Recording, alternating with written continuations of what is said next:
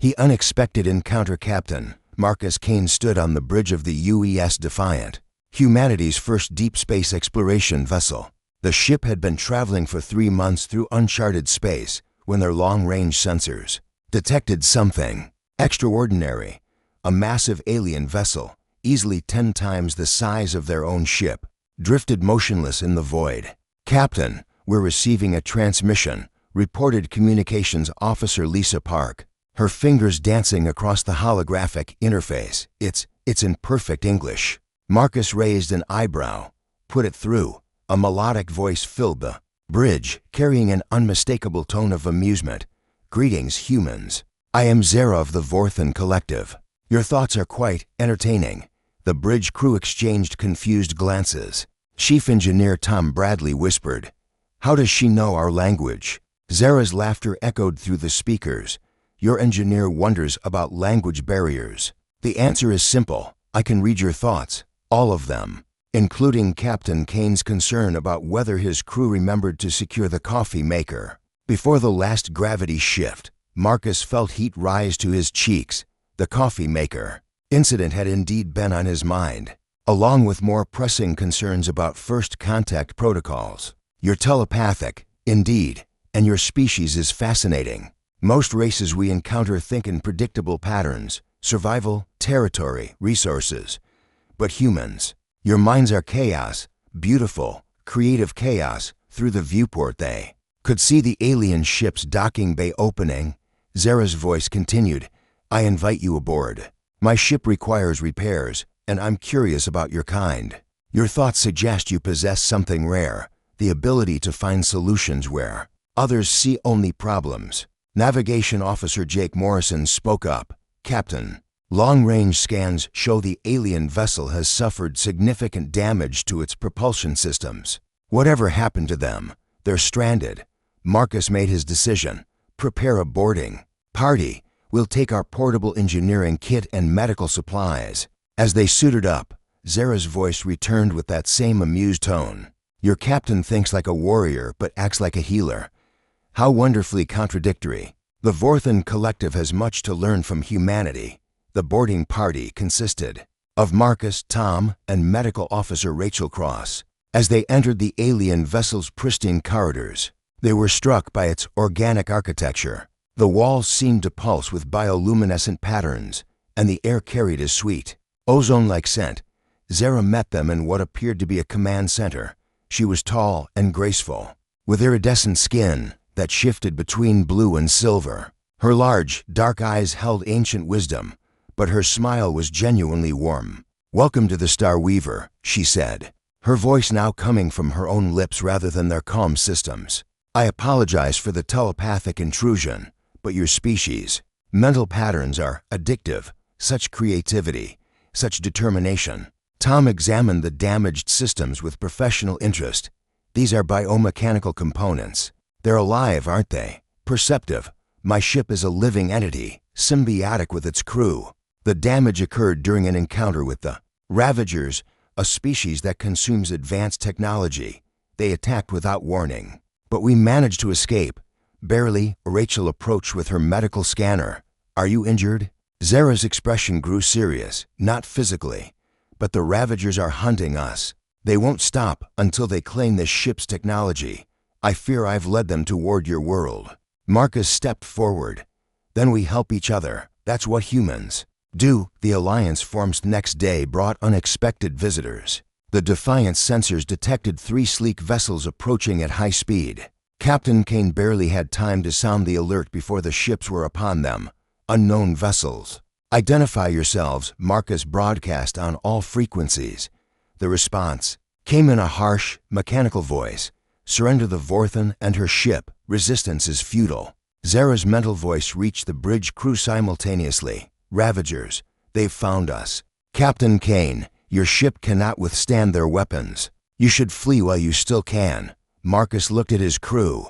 Tom was already at the engineering console, rerouting power to shields. Lisa worked frantically to establish communication with Earth Command.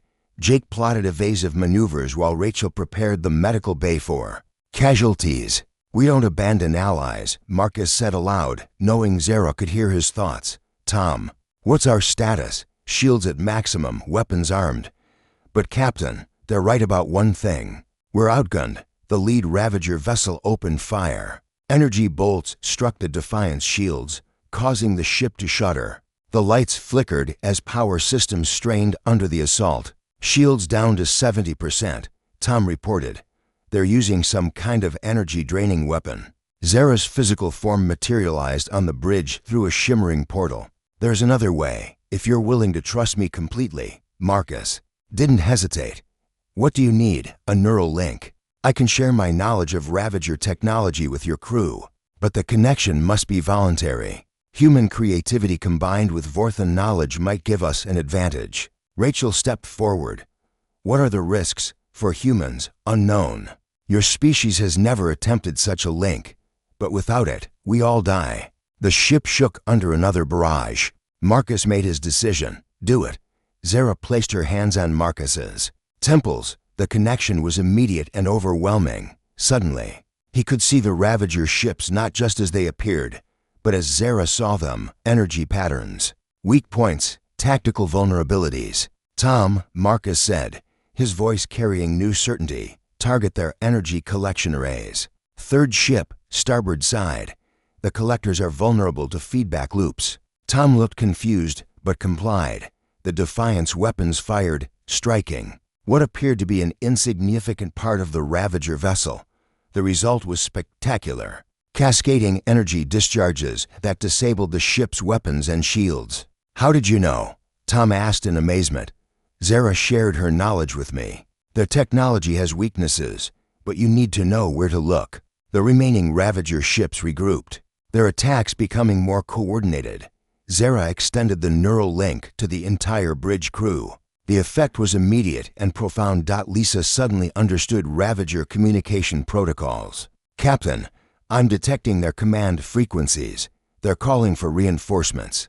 Jake felt the gravitational currents that Vorthan ships used. For navigation, I can sense their movement patterns. They're preparing for a coordinated strike. Rachel perceived the biomechanical nature of the Starweaver's healing. Their ships are partially organic. They have healing cycles we can disrupt, working together. Human ingenuity and Vorthan knowledge created solutions neither species could have achieved alone. The Defiant danced through space with impossible grace, striking at precise moments to disable rather than destroy. Why aren't we destroying them? Jake asked during a brief lull. Zara's mental voice carried sadness. The Ravagers were once like us. They became what they are through desperation and fear. Perhaps they can be reasoned with. Marcus felt her hope through their connection. Open a channel. The Revelation's battle paused as Captain Kane's transmission reached the Ravager fleet. This is Captain Marcus Kane of the United Earth ship Defiant. We're prepared to negotiate. The lead Ravager ship's response was immediate and harsh. Humans have no authority in this matter. Surrender the Vorthan or be destroyed. Through the neural link, Zara shared her memories with the bridge crew. They saw the Ravagers as they once were, a proud, peaceful species called the Kefir. Their world had been consumed by a cosmic disaster, forcing them to become scavengers and raiders to survive. They're not evil, Marcus realized. They're desperate. Medical officer Rachel Cross studied the shared memories. Their physiology is failing.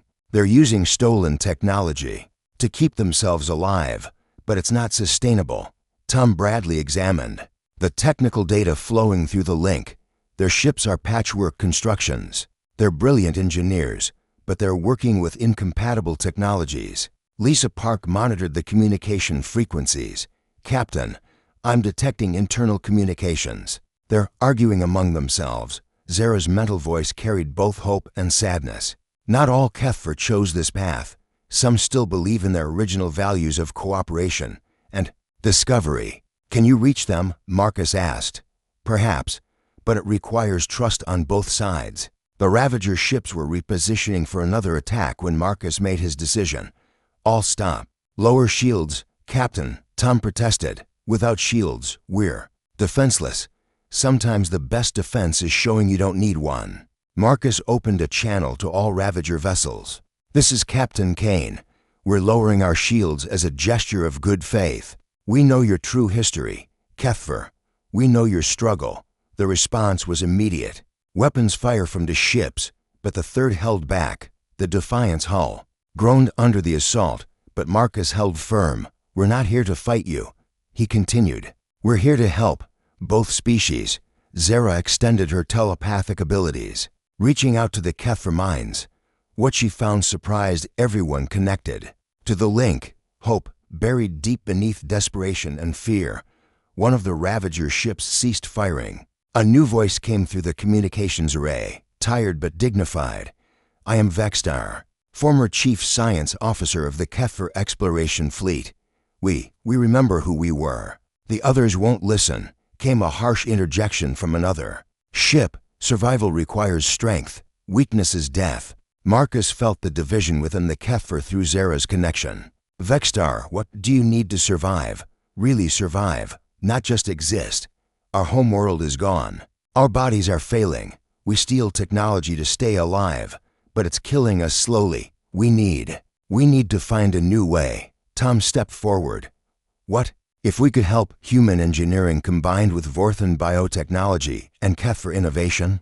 "Impossible," came the harsh response. "Humans are primitive, Vorthans are isolationists. Kefir are pariahs." Rachel began running calculations through her medical scanner. "Not impossible. Look at what we've already achieved. This neural link shouldn't work, but it does. We're 3 different species sharing knowledge in real time. Through the link, they could all feel it. The possibility of something unprecedented. A true alliance between species, not based on conquest or submission, but on mutual benefit and shared knowledge." "The Galactic Council will never accept us," Vextar said quietly. "We've committed too many crimes." Zara's mental voice carried conviction. "Then we don't ask for permission. We prove that redemption is possible through actions, not words." Marcus felt the weight of the moment. "Vextar, are you willing to try a different path? The other Kefir won't agree. Then we start with those who will." The test of Unitith's fragile alliance faced its first major test, when long-range sensors detected a massive Galactic Council enforcement fleet approaching their position. 12 heavy cruisers and a Dreadnought-class command ship were bearing down on them with clear, hostile intent. "This is Admiral Korthax of the Galactic Council Enforcement Division," came the authoritative broadcast. "The vessels in this system are in violation of galactic law. Surrender immediately or face destruction." Captain Kane stood on the bridge of the Defiant, now linked to both the Star Weaver and the Kefir ship renewal. The neural connection between all 3 crews had grown stronger over the past weeks, creating an unprecedented level of cooperation. "Admiral, this is Captain Marcus Kane of the United Earthship Defiant. We're conducting peaceful negotiations." "Negative, Captain. The Kefir are designated as galactic criminals. The Vorthans are unauthorized to make contact with primitive species and humans. Humans are not recognized as a spacefaring civilization." Through the neural link, Marcus felt the anger and frustration of his alien allies. Zara's mental voice carried centuries of resentment. "The Council has maintained galactic order by keeping species isolated and weak. They fear what we've achieved together." Vextar's thoughts were bitter. "They labeled us criminals when we sought help after our world died. They offered no aid, only judgment." Tom Bradley was monitoring the tactical situation. "Captain, they're powering weapons. And those ships, they're using technology I don't understand. Council vessels employ quantum displacement weapons," Zara explained through the link. "They can phase shift our ships out of normal spacetime, effectively. They can make us cease to exist." Rachel Cross ran medical scans on the combined crews. "The neural link is affecting our physiology. We're becoming something new. A true hybrid consciousness while maintaining individual identity." Marcus felt the profound truth of her words. They weren't just 3 separate species working together anymore. They were becoming something unprecedented. A unified force that retained the strengths of each component. "Admiral Korthax, Marcus. Broadcast, we've achieved something extraordinary here. A true alliance between species. This could change everything." "This changes nothing," came the harsh reply. "You are in violation of galactic law. Surrender now or be destroyed." The Council fleet began to deploy in attack formation. Marcus looked at his crew, seeing the determination in their eyes. Through the neural link, he felt the same resolve from Zara and Vexstar. "Then we show them what we've learned," Marcus said aloud. The combined fleet moved as one entity. The Defiant's human ingenuity guided their tactics. The Star Weaver's biotechnology provided adaptive defenses, and the Renewal's salvaged systems created unexpected weapons configurations. When the Council ships opened fire, they found empty space. The Allied vessels had used Vorthan biophase technology to partially shift dimensions, avoiding the quantum displacement weapons while remaining capable of counterattack. Impossible. Admiral Corthax's voice crackled with disbelief. "How are they countering our weapons?" Tom Bradley grinned as he monitored their systems. "Because we're not fighting like separate species anymore. We're thinking as one mind with three different perspectives." The battle became a dance of impossible maneuvers. Human creativity found new applications for alien technology. Vorthan biosystems adapted to threats in real time. Kefir engineering. Genius repurposed Council weapons against their former users. But it was more than just tactical superiority. Through the neural link, the crews of all three ships experienced something profound. They felt the fear and confusion of the Council forces, but also something deeper: curiosity, wonder, hope. "Some of them want to understand," Zara observed. "They've never seen anything like our alliance." Marcus opened a channel to the entire Council fleet. "This is Captain Kane. We're not trying to destroy you. We're trying to show you what's possible. What if the galaxy didn't have to be divided into isolated species? What if we could work together?" One of the Council ships ceased firing. "This is Commander Thale of the Nexus Accord. Captain Kane. Your ship is performing maneuvers that should be impossible for a human vessel.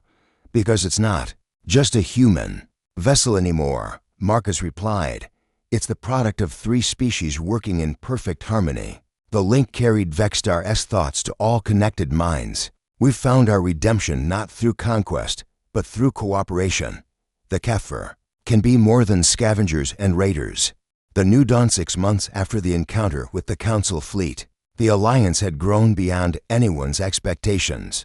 The space station New Harmony orbited a previously uninhabited world, serving as a hub for unprecedented cooperation between species.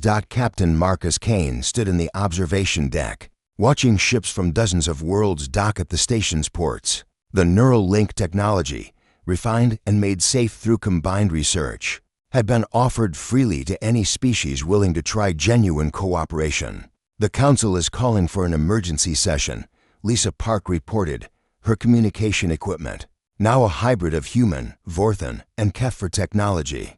"They want to discuss our unauthorized expansion." Marcus smiled. "Let them talk. We're not breaking any laws, we're making new ones." Through the station's bioneural network, he felt the presence of his closest allies. Zara was in the medical bay, working with Rachel to develop healing techniques that combined all three species' knowledge. Vexstar was in the engineering section, with Tom designing ships that could be grown rather than built. "The Terran Empire application has been submitted," came Jake Morrison's voice from the navigation center. "Earth's government has officially recognized our independence and our right to establish interstellar governance." It had been a bold move, but necessary. The Alliance had outgrown its origins as a desperate cooperation between three ships. Now, it was becoming something that could reshape galactic civilization. "Captain," Zara's voice reached him through the bioneural link. "We have visitors." Marcus felt her amusement through the connection. In the docking bay, a familiar ship was requesting permission to dock. Admiral Corthax's former flagship, now displaying new identification codes. "This is Commander Thale, requesting permission to dock and to discuss joining the Alliance." Marcus felt the collective joy of the station's inhabitants through the neural network. They had started with three ships and desperate hope. Now, they were proving that the galaxy's artificial divisions could be overcome. Permission granted. "Commander, welcome to New Harmony." As the former Council ship docked, Marcus reflected on how much had changed. The Kefir had found redemption through cooperation rather than conquest. The Vorthans had shared their knowledge freely instead of hoarding it in isolation. And humanity had proven that being new to the galactic community didn't mean being inferior to it. The bioneural network carried messages from across the galaxy, species that had heard about the Alliance and wanted to learn more. Some came seeking technology, others sought trade opportunities, but many came seeking something more precious, the hope that they could be part of something greater than themselves. Incoming transmission from Earth, Lisa announced. It's the President. The holographic display showed a familiar face, President Elizabeth Harper, who had authorized the original deep space exploration mission that led to this moment. Captain Kane, she said with a broad smile, or should I say, Admiral Kane.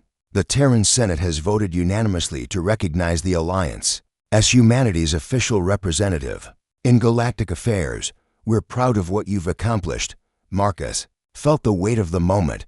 Thank you, Madam President, but this is just the beginning. Through the bioneural network, he felt the dreams and aspiration of thousands of beings from dozens of worlds.